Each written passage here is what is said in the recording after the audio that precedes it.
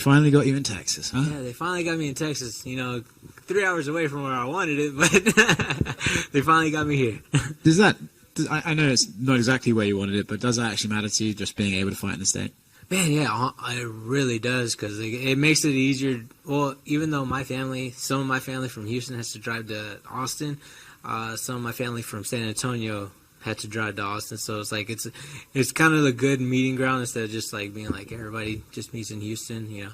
Make everybody work to get to Austin. I mean, price of gas these days, that's not an easy drive. Oh yeah, no, that's how I know they really love me. You've kind of packed a lot into your career in the UFC already. You had a back and forth with Costa. You've had some brilliant finishes. You had a close split decision, and now you've got one that's apparently got a bit of a grudge match to it. Yeah. People are sort of putting a lot on this one. Have you felt the difference in attention on this fight? I have, but I've seen the attention that it's been getting, but I haven't put the attention on it. I've been like I know it's a fight. I know it's a tough fight. Like I know the guy that's in front of me is a really tough fighter, gritty fighter, really technical. So, don't want to put any extra like kind of like stress or pressure on myself. Like whatever was said, was said. But at the same time, for me, I'm like, he's still the main thing. Like I as bad as it sounds, anything else around it to me is like gone. Like it's just him, because I know if I go out there and I'm like, oh, he said this, and I get out of my emotional state, I go out there and try to charge at him, get knocked out. Don't want that. Then all of a sudden you got the whole bunch of like Brazilian people like, oh, you suck. Yeah. So yeah, no, it's still the same. I still had the same motivation whenever I started. Still had the same motivation now to knock him out and to finish him, get a decisive win. When that happened, were you watching? Did you see it happen and go, oh wow, or did you just Twitter let you know? No, Twitter let me know immediately. So I wasn't even watching the fights. I was actually hanging out with my family, having a good time, and that happened, and I'm like, all right, well, damn, okay, that's not, I guess, So it was like, it wasn't. I was like, there's like a meme that says that's not a good look. That's what I was. Yeah, I was like, but I don't. I guess I can get it, because especially like get it, but also it's like kind of like that's the thing you go to. That's the first thing you go to, because I can get like your significant others fighting in the cage.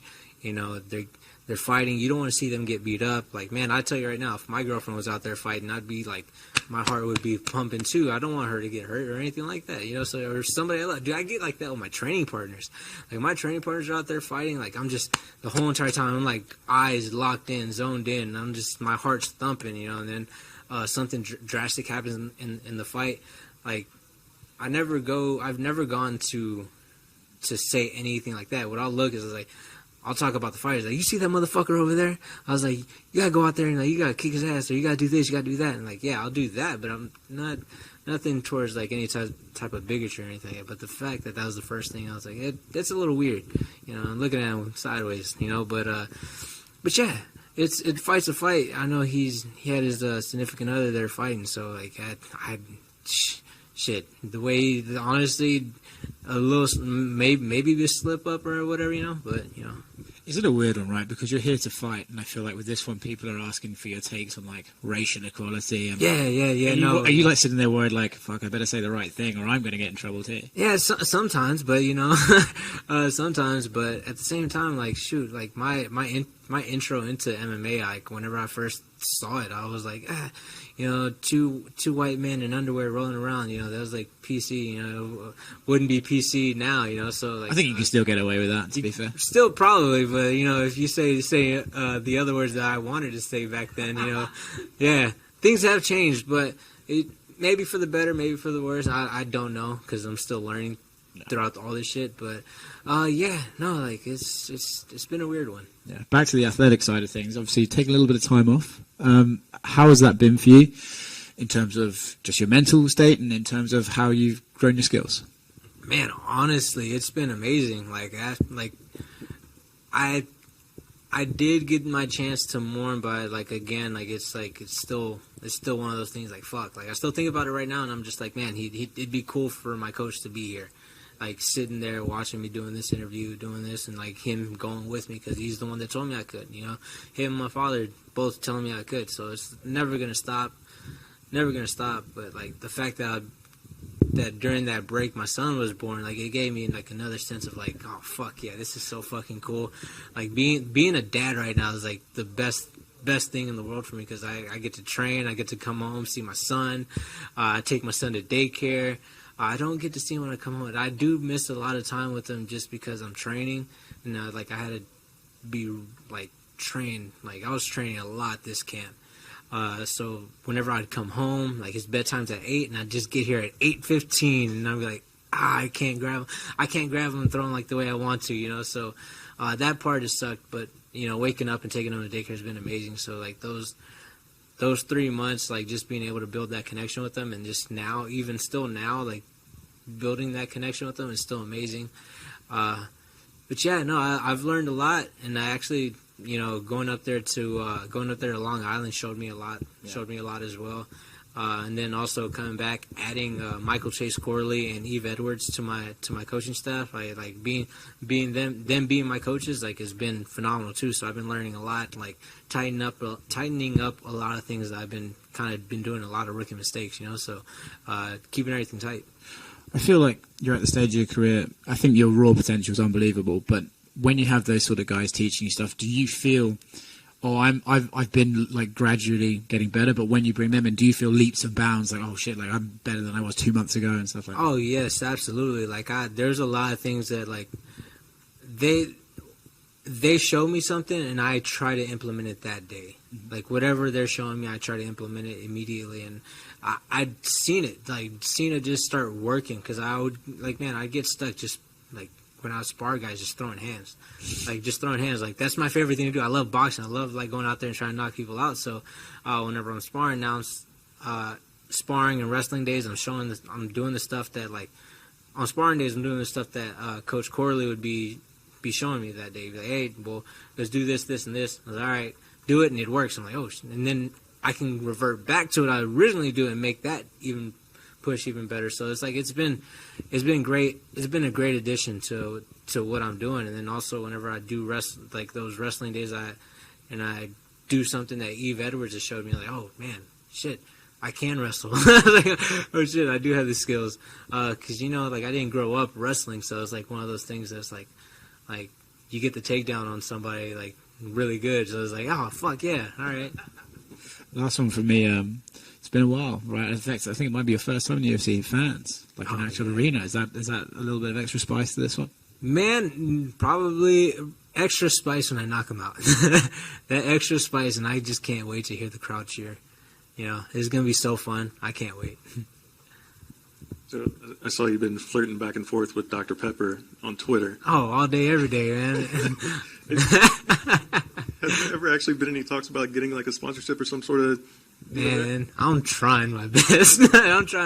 But honestly, they've sent me Dr. Pepper chocolate, like an actual drink, you know, and I found that, like, I was like, I didn't know what to think about it, but yeah, no, that's like to the extent that they sent me anything. But man, I hope I'd be the first UFC fighter sponsored by Dr. Pepper. You know, I know DC and Max Holloway are big Dr. Pepper fans, but you know, I hope I beat them in that race to get the sponsorship. So, you know, hopefully soon. So you're entering your 5th fight in the UFC. Do you feel like a veteran now? Man, it's weird because like people. It's so weird because everybody, like, I got those UFC Panini card and it said rookie card. And I remember turning to my training partner and being like, you know, it says rookie card, but I've been fighting since I was, like, professionally since I was 19. So, like, this is weird for me. It's like, So, yes and no, but I still look at people like Joe Lozon, Donald Cerrone, you know, those guys as like, I think of vets and I think of them, like UFC veterans and all that stuff. But, you know, let's just say, like, if I were to retire today, yeah, I am a UFC veteran, you know, so that it is pretty cool. You know, I'm starting to get up there in fights. Hopefully I get to 10, so I start getting that good recognition, you know, so. You need like 20 more fights before you can see. Yeah, about 20 more fights. Yeah. try to get that before I'm 35. You talked about like all the training and all the extra work you've been putting in with a bunch of different guys, a bunch of different looks. What would you say is like the biggest area of growth since your Contender Series fight? Man, my biggest growth, it would probably be just, honestly, because everything's kind of just been steadily just going up. Like since everything has been working, and I've been adding more stuff and like fine tuning a lot of things. But probably the biggest thing for me is just probably just mental. You know, the mental side, because there was a point in time like it's, you know, with all the things that kind of went on where I was kind of just like shaky and everything. Like now I'm just like laser focused in on everything that's on hand. So I'm like I'm just super excited because, like, man, I feel like anybody else in that Davy Grant fight would have crumbled.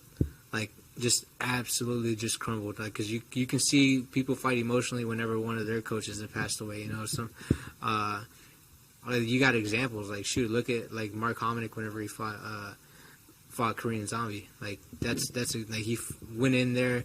It was like a 7-second, 8-second knockout, and it felt like he fought emotionally. He wanted to go out there and knock him out, you know, and for me, I don't want to be that guy. I want to stay hyper-focused the whole entire time. And that's one thing my coach and my dad always told me, too, is like, hey, you got to stay hyper-focused. So I kind of had lost it at some points, you know, even in that Randy fight because, like, my coach wasn't there. Like, that was like, his second fight that he wasn't there for me. So that one kind of, like, was, like I started getting, like, it was a little bit emotional because, like, I didn't have him. He had contracted COVID at that time, so, like, that fight I fought a little bit more emotional. The Davey fight, I did fight a little bit differently than I used to, but it's just, yeah, there's just a lot. But after like taking that time off, like mentally is probably the mental space is probably like where it's excelled the most, you know, because the little small stuff like the Brazil comments would have been like, I'm using this as motivation. I don't need that. I don't need stuff like that for motivation, you know. Speaking about the Brazil comments, do you feel a little added pressure from Brazilian fight fans to win or get a knockout? Oh no, because I always think of it like this: fans are fickle. So like if I don't do it in the way that they would want to, it would be like, you know, downfall. Just in general with everybody. So I don't think about, you know, I don't think about like the fight like that. I'm always thinking about what am I going to do. What do I need to do to get this victory? Like, I really don't put that any added pressure on myself because, man, again, fans are fickle, you know, so I'm always constantly thinking like that. But the fact that, like, the way I fight and the way I want to get it done is knocking them out, and if that brings more fans from Brazil wanting to see me do that, then fine. I'm all for it because they're going to love it when I knock them out. Yeah, so being a Houston kid myself, we see the impact. H-Town. You see the impact of Saul Solis. I'd be remiss to not bring him up. And then you fighting out of Metro Fight Club. How have the training camps, you know, been since, you know, his passing? Man, it's been a work in progress. You know, I had that first camp. Like he passed away, and then we had fighters fight 3 weeks later or 4 weeks later, and. Yeah, that sucked. Like, I had to finish off the camp for those guys, man, because like I had to be coach. I had to turn from fighter to coach and coach those guys, and then I ended up having to be a fighter and coach whenever I was fighting Davy Grant. So there was a lot of things that were going on, and like just the fact that like I felt weird a lot of times, like being in that coach's spot, you know, and just being like, man, it's like I'm trying to fill some shoes that like I feel like are unfillable, you know. So he's done so much, and he's done so much just for me, and he's done so much just for the fighters there in general, you know, whether they're in the gym or not, you know. So it was hard. It was kind of hard finding that little, I guess, not say comfortability, like just being able just to be comfortable just sitting in that spot. But now that like this training camp has been a lot different in the sense like now I got like 2 people that my coach saw like was very fun. It's also another way of me dealing with it. Like Michael Chase Corley, like a really good Muay Thai coach, solid person, and also my coach Saul never had a bad thing to say about him. Same thing with Eve Edwards. So it was like it was just a smooth transition to work with those guys and for this training camp, and then you know, hopefully I keep working with them because I really love what they had to offer. You know, it was amazing.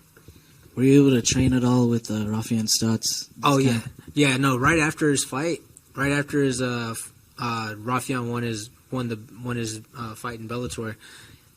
Like, I shit you not, he showed up on a Wednesday, was already back training Thursday, and next week, and he's been there every single day doing 2-a-days with me. Like, even when he doesn't have to. So, like, right before I left, like, I had to be like, man, thank you so much for showing up doing 2-a-days because you didn't have to. It was like, thank you so much. Like, I have a world-class training partner showing up for me 2 days, doing 2-3 days with me, you know, and just pushing me the whole entire time. So I'm super grateful to have somebody like him in my training camp. Is he like officially at Metro Fight Club, or? So yeah, his home base is he lives in Houston, so he trains with us. He trains with us whenever he doesn't have a fight camp, and I think he's gonna do partial. He's gonna do some here in Houston, go to Vegas, come back to Houston, then go back to Vegas to train with Eric Nixick and those guys. So yeah, like it's kind of like split down the middle. And then last question from me. Open scoring has been kind of a hot topic lately in MMA and even in boxing. I'm curious to know about your thoughts. Your last fight was split decision. Do you think that would be beneficial to have open scoring? Yes, I do think I really would like to see open scoring implemented. At least if it's not implemented at the highest levels, at least put it somewhere in the regional scene where people who, man, like we talk about scoring or judges scoring here just in like the bad judges that come, like the bad judging that happens here in the UFC. Just imagine on the regional scene whenever they're on the path of trying to change their lives every single day. You get people they get to 4-0, and the next you know they have 3 bad decisions. You know, they're kind of shitty. They're like 3 terrible decisions. You just kind of ruin that guy's career because now he has to win 4 more in an ecstatic fashion to get noticed. You know, 8-3 doesn't sound really, really good into the UFC. You know, for me, I was lucky enough to have like bangers of fights right after, and I got to 10-3. You know, and that made it look better on my end. You know, I was 7-3, and I was thinking about like, oh damn it, like I don't know if I should keep doing it, but I doubled down on it, and fuck, I got to the contenders. So I feel like a lot of these. Like, I feel overall, if these fighters actually knew what the scorecard was going in, I feel like you'd see a lot of different fights going on. You know, even if it's not implemented in the UFC, and the bigger promotion at the early stages, I would 100% be behind it being put on the regional scene because at least at least the fighter would know going into the 3rd round if he's up 2 or down 2, or if it's 1-1. You know, because a lot of times you can be super dominant, and next you know, like. We're like, oh, well, like you were beating him in the striking, but he did have you in cage control for like about 3 minutes. But I was doing a lot more significant strikes, but the ref sees him putting you on the fence for 3 minutes. It's like, oh, he's winning. So it'd be nice just to see a little change happen. Good luck Saturday. Yeah, thank you.